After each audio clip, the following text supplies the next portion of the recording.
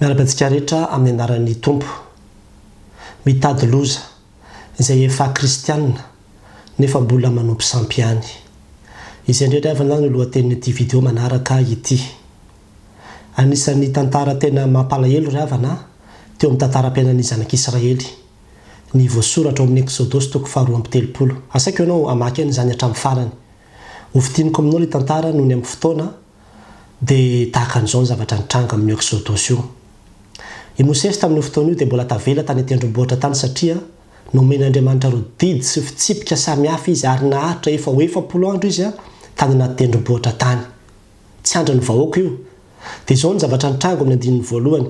Rehefa hitan'ny olona fa efa ela ka tsy mbola nidina avy tao tendrombohitra ihany Mosesy dia niangona eo amin'ny Arona izy ka nanao taminy hoe mitsangana ka hanaovy Andriamanitra izahay. Hitarika antsika eo aloha fa ilay Mosesy iny izay lehilahy nitondra antsika niakatra avy tany amin'ny tany Egypta dia tsy fantatray izay nanjo azy. Tena mampalahelo ry havana raha ny zanak'Israely no mahavita miteny an'izany teny izany. Fakeo anie ny toko ololo ao hoe fa tena nanehoan'Andriamanitra ny heriny sy ny voninahiny teo amin'ny tendrombohitra Sinai io ny zanak'Israely. Ary tsy teo ihany fa namoahany azy tany amin'ny tany Egypta fotsiny aza. Olona mbola nahita ny fahagagana sy ny fahalehibiazan'Andriamanitra daholo ireo olona miteny an'izany teny izany ireo. Nefa dia hitantsika eto amin'ny hoe anaovy Andriamanitra, Andriamanitra atao tanana. Dia izany ve no atao hoe Andriamanitra? Ka tsy hanao nanao azy ary no mahery kokoa noho ilay zavatra nataonao. Nefa dia izany ny zavatra mitranga eto. Tena mampalahelo ny zavatra miseho. Ary izao ny zava-nisy iny tokoa i Arona nampalahelo fa i Arona izay lehibe ny mpisorona dia inona nataony?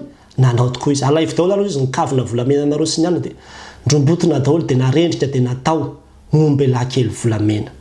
Dia ino ny tompona dia ino ny vavahana dia nanao fanatitra teo amin'izany dia nanao andro firavoravona teo aminatin'izany rehetrarehetra izany. Nandiha niorakoraka teo fa hoe io indray n'Andriamanitra hitondra antsika. Zavatra mampalahelo izany ry havana. Ary Andriamanitra tamin'ny fotoana io dia niteny tamin'ny Mosesy mandehana ianao midina zao dia izao fa manao zava-doza indray ny Israely ao izy. Tena nalahelo Andriamanitra. Ary izao no nataon'Andriamanitra tamin'ny Mosesy.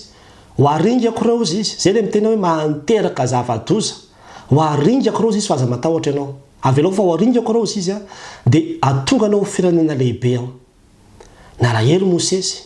Tonga dia nifona sy nibebaka tamin'Andriamanitra hoe mifona Andriamanitra hoe mifona aminao aho. Aoka mba tsy ho aringanao fa tsaroviny amin'ny Abrahama, Isaka, Jakoba izay efa niananao fa niananao fa hatonga azo tahaka ny firenena tahaka ny fasika ianao. Tsaroviny ny fanakena izay efa nataonao. Manjaro ataon'ny fahavalona eny Egyptianina tahaka ny fimezana izay hoe izao fa dia nivonoana tany an'efitra daholo nitondrana azy ireo.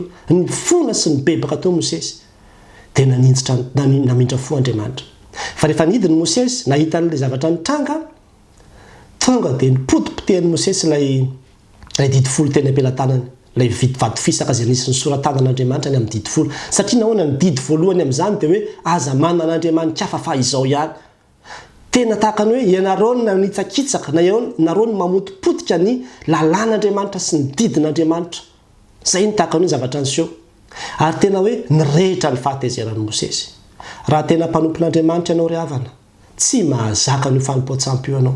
Tena tsy faly amin'io mihitsy ianao raha tena mpanompon'Andriamanitra ianao. Ary avy eo ny zavatra nitranga dia izao nompitehan'ny Mosesy, nidorany, nipotipotehana tahaka ny lavenona, naparitany tany anaty rano, nampisotroany ny zanak'Israely hatramin'izany rano izany. Dia avy eo ny zavatra niseho dia izao. Eo ilay niteneniko hoe mampididoza. Inona natsony Arona fa inona reo mampididoza amin'izao firenena izao izy.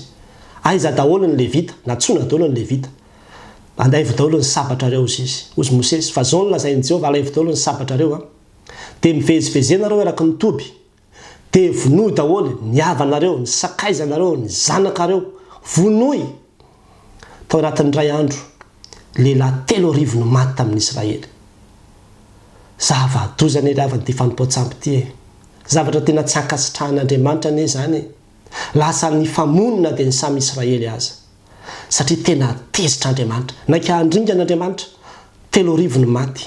Dia mbola niakatra indray Mosesy nifona hoe Andriamanitra mifona aminao aho. Aoka tsy hirehatra aminay ny fahatezeranao. Fa raha tena tsy hamela heloka andreo ianao izy. Vonoy amin'ny bokinao ny anarako. Tantara mampalahelo ry havana. tena mafy tamin'ny Mosesy no nitondra ireo zanak'Israely ireo satria tena mafiatoka, mora mivily, mora miala amin'Andriamanitra, ary nefa dia tahaka izany mihitsy ny fiainantsika. Tena tahaka izany ny fiainantsika olombelona. Fa rehefa misy ny aretina, na rehefa misy ny olana samihafa izay atrehana dia tsy mahandry an'Andriamanitra. Tsy mahandry ny famonjen'Andriamanitra fa maimay dia lasa mandeha makany amin'ny fanompoan-tsampy. Mbola lasa mandeha makany amin'ny ombiasy sy ny mpimasy sy ny mpiskidy sy ny mpanandro sy ireo le mpanao azo mpanamboatra vitana sy ny zavatra samihafa. Mbola mandeha makany amin'izany na dia kristianina tadio fa iarona dia tena olona tsy tokony hanao an'izany fa olona mpanompon'Andriamanitra. Nefa dia hitantsika eto fa na dia iarona aza dia tafaroboka tanatin'izany koa. Mbola marobe ry havana ny kristianina. Tena mbola marobe ny kristianina tsy manaiky viravirain'ny olona ny amin'ny hoe andao akary fa ary misy ohatran'izao, ary misy olona mahay ohatran'izao, mahavita nio zavatra ohatran'izao, ny aina tsy ananam-piry, andao any fa misy ohatran'izao sotro. Dia lasa mandeha any dia tapakazo. Zavatra ataon'olombelona ve no itokisana? Zavatra izay tanan'olombelona izay azo dorana sy azo potehana, zany ve no heverina fa ho mpiaro sy ho mpamonjy? Dia miala amin'Andriamanitra isika dia manitsakitsaka ny didiny manao hoe aza manan'Andriamanitra hafa fa izao ihany. Fantatra ao tsara ne izany didin'Andriamanitra izany e. Kristianina ianao fantatra ao tsara ny amin'ny didy folo fa tsy ankasitran'Andriamanitra ny fanompoan-tsampy. Fa rehefa ao anatin'ny tsy fahamaizana, ao anatin'ny fahamaizantsika mieritreritra hoe amehana dia lasa foana ihany. Dia lasa foana ihany. Ary tena zavatra mampalahelo izany ry havana. Tena mbola marobe ny kristianina. Rehefa tena tojo olana sy aretina mafy dia mbola miazakazaka mitady famonjena foana ihany. Amin'ny vato aman-kazo, amin'ny sampy, amin'ireny karazan-javatra samihafa izay alainy ery sy atsy ireny, fa tsy mianoka, miandro ny famonjen'Andriamanitra. Ary izany ro dia te hiteny amintsika, aza mampidi-doza. Aza mampidi-doza ny ankonanao ka mitondra fanafody gasy na ody sy zavatra samihafa izay ho afafafy entina ao anatin'ny tokantranonao, hoe voana ao anatin'izany tokantranonao izany. Fa raha mahita an'izao vidéo izao ianao, tena fitiavan'Andriamanitra anao. Aok'izay ny fanompoan-tsampy. Tsy ankasitran'Andriamanitra zava-doza, zavatra tena tsy tian'Andriamanitra izany fanompoan-tsampy izany ry havana. Manakalo an'Andriamanitra, mitady famonjena amin'ny zavatra hafa, dia indrindrandrindra amin'ny zavatra izay namboarin'ny tanan'olombelona. Aoka mba ho Jehovah ihany no Andriamanitsika. Izy irery ihany no angatahantsika. Mila fibebahana isika. Mila mibebaka ianao rehefa lavitra anatin'izany ianao. Ary mila mandray fanapa-kevitra mihitsy hoe raha izasy ny ankohonako, Jehovah no tomponay. Tsy hitarika amin'ny fianakavianao na ny zanakao amin'izany intsony ianao, na iza n'iza manao an'izany, na iza n'iza hitarika anao ny amin'izany. Eny fa na dia mpitondra fivavahana aza, hitantsika eto fa iarona dia mpitondra fivavahana. Nefa dia izy mihitsy no nitarika ny olona hanompo sampy. Raha mbola misy olona miteraka anao amin'izany ka hoe fanompoan-tsampy izany, kolotsaina malagasy izany, tsy maninona izany, miteny aminao aza manaraka. Fantatrao ny tenin'Andriamanitra fa tsy ankasitran'Andriamanitra izany. Aoka mba ho Jesosy Kristy irery ihany no tompo sy Andriamanitra izay tompontsika. Ary fantatsika tsara ry havana fa ilay zava-doza izay nitranga teto dia ny tena zava-doza indrindra dia ilay fahaverezana mandrakizay. Ambaran'ny tenin'Andriamanitra amin'ny Apokalipsy 2:20 any ivelany ozy izy ny alika sy ny mpanao ody ratsy sy ny mpijangajanga sy ny mpamon'olona sy ny mpanompo sampy any ivelany. Tsy manana anjara amin'izany fanjakan'Andriamanitra izany ny mpanompo sampy. Mety ahazo fanasitranana tokoa ianao ozy ianao hoe misy fanasitranana ilay izy pastery, fa fanasitranana izay ny devoly no ambadika ary tsy nomena anao gratuit io fa misy tambiny io ary ny fanahanao no ambadika io raha tsy ho vonony amin'io koa azy ianao. Za ravana dia tena manana tantara be dia be za azo ho tantaraina eto raha ho tantaraina izany fa 7 taona no niasako tany ambanivohitra. Fa tena zavatra mampalahelo foana no mitrangany amin'ny hoe mbola be dia be ny mpanompon'Andriamanitra. Rehefa tena tojo ny olana io izy mbola mandeha makany amin'ny trompa foana izy. Ary ny zavatra toeraka izy aveo dia izao vao mainka mitondra fanamaloto anatin'ny tokantranony izy. Ary rehefa migravy amin'izay izy vao atsona ny mpanompon'Andriamanitra, tena mampalahelo, mampalahelo izany. Kaniza isika mahita an'izao vidéo izao aok'izay. Aok'izay ny fanompoan-tsampy. Aok'izay ny fanompoan-tsampy.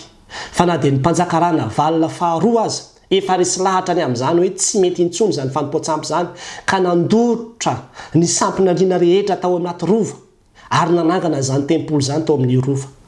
Nanehoana fa tena Andriamanitra tokoa n'Andriamanitra ny malagasy fa tsy ny fanompoan-tsampy intsony. Isika izay efa amin'izao taonjato mazava izao mbola hiverina ho amin'ny fanompoan-tsampy indray ve isika ka hitady vonjany amin'ny fanompoan-tsampy samihafa. Zava-doza io ry havana ka aokantsika hitandrina. Tsy sanatria fa ny mbazimbana ny fomba malagasy fa raha misy kosa fomba malagasy ka ohatra amin'ny sitrapon'Andriamanitra tsy manaraka an'izany tsika kristianina na inona ny fomba izany na inona zany fomba izany dia maraha pampaela tsika kristianina rehetra mahareta miandrasa ny famonjen'i Jehova fa sambatra izay mialoka aminy. Ho an'Andriamanitra ny voninahitra. Amen.